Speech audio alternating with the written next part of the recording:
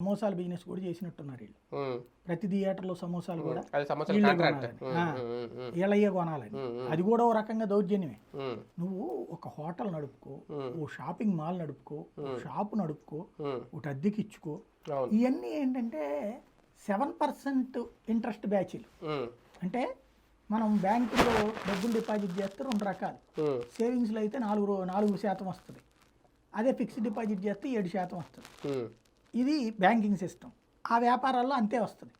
వీళ్ళు అలా సంపాదించాలనుకోవట్లా. అధికారంలో ఉన్నప్పుడే కోట్లు సంపాదించుకోకపోతే రేపు ఎన్నికల్లో మేము ఎట్ట ఖర్చు పెట్టాలనుకుంటున్నారు. అందుకోసం కాంట్రాక్టర్లకి ఈ సొమ్ము ఇదంతా ఎవడ సొమ్ము ఇచ్చేది? ఇప్పుడు అమరావతి అనే కుంభకోణంలో లక్షలు ఉన్నాయి ఇష్యూస్. ఎన్నోసార్లు చెప్తున్నా నేను అది. అందులో ఇదొకటి. ఇది ఒక చిన్న టిప్ ఆఫ్ బర్గ్ అంటారు కదా, అట్లాంటిది.